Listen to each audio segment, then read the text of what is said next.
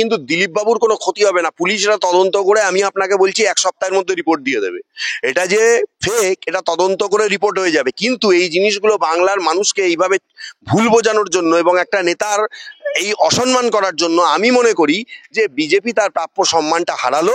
যেমন তৃণমূলের গোষ্ঠীদ্বন্দ্ব, বিজেপির গোষ্ঠীদ্বন্দ্ব কিন্তু এই ঘটনার পরে একদম প্রকাশ্যে চলে এসেছে।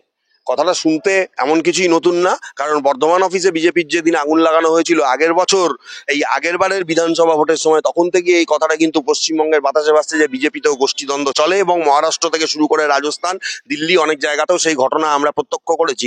বাংলাতে ক্ষমতায় তারা আসেনি, 77 জন বিধায়ক।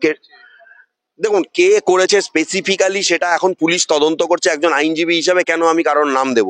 এখানে অনেকে অনেক কিছু বলেছেন, আমি কোনো বিতর্কিত মন্তব্য করতে চাই না, কারণ হচ্ছে যে প্রত্যেকে একজন রেসপেক্টেবল পার্সন। কিন্তু এটা হতেই পারে যে ব্যক্তির অঙ্গুলি হিলনে খড়গপুর থেকে দিলীপ বাবুকে সরে যেতে হয়েছিল, এবং যে ব্যক্তি অনেক ভোটে জেতার আস্ফালন দেখান, বড় বড় কথা বলেন, আমার মনে হয় তার অনুগামীদেরও এটা কাজ হতে পারে। দিলীপ ঘোষ তিনি একজন কিন্তু লড়াকু নেতা, এটা মানতেই হবে। শুধুমাত্র একবার জগন্নাথ মন্দিরে প্রসাদ খাওয়ার জন্য তিনি তৃণমূলের হয়ে গেছেন, এটা যদি বিজেপি মনে করে থাকে, এবং বিজেপি যদি সত্যিকারে তার কথা মতন এটা যদি তারা করে থাকে, আমি বলবো এটা বিজেপির অধঃপতন। পশ্চিমবঙ্গে বিজেপির অধঃপতন অলরেডি যেটা শুরু হয়ে গেছে বাঙালি খেদানোর মাধ্যমে ভারতবর্ষের অন্যান্য রাজ্যে, এটা তার আরো একটা বাজে নিদর্শন আমি বলবো।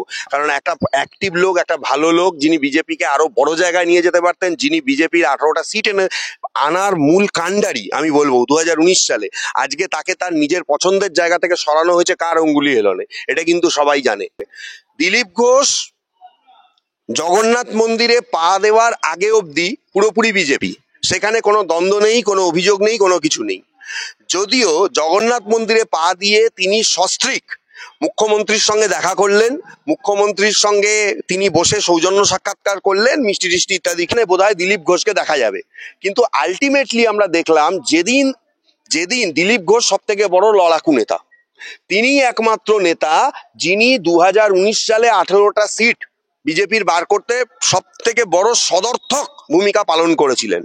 তখন কিন্তু কোনো আমি বলবো শুভেন্দু অধিকারী, তার কোনো নাম ও নিশান বিজেপিতে ছিল না, কারণ তখন তিনি একদম দিদির কোলের লোক ছিলেন, এবং তখন তিনি হচ্ছে যে ওই কাঁথির বিধায়ক ছিলেন। এইবার ঘটনাটা এমন একটা জিনিস হলো, সংঘের প্রচারক হিসেবে ব্যক্তিগত পর্যায়ে দিলীপ ঘোষ একটা সময় মনে করলেন যে তিনি প্রচার ছেড়ে দেবেন। দিলীপ ঘোষ আপনাদের সামনেই বলেছেন, এটা আমার কোনো বক্তব্য নয়, যে এই প্রচার ছেড়ে দেওয়ার পর বহু জায়গায় তাকে লাঞ্ছিত হতে হয়েছে, এবং সেটার মনে হয় শেষ লাঞ্ছনাটা ছিল ওই জগন্নাথ মন্দিরে দেখা করা। রাজনৈতিক সৌজন্য বোধ তো আমরা অনেক আগেই হারিয়ে ফেলেছি। আমরা দেখেছি বড় বড় মনীষীরাও রাজনীতি করতেন, আর দিলীপ ঘোষ কিন্তু অনেক বড় রাজনীতিবিদ। বিজেপির উচিত ছিল তাকে আগলে রাখা।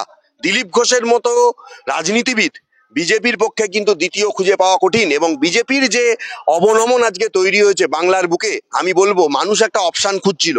তৃণমূলের হাঁসফাঁস গণ্ডি থেকে বেরোনোর জন্য মানুষ একটা সেকেন্ড অপশান খুঁজছিল। দিলীপ ঘোষ ভালোভাবে হোক, খারাপভাবে হোক, রূঢ়ভাবে হোক, একটা বিজেপিকে একটা পজিশনে নিয়ে গেছিলেন।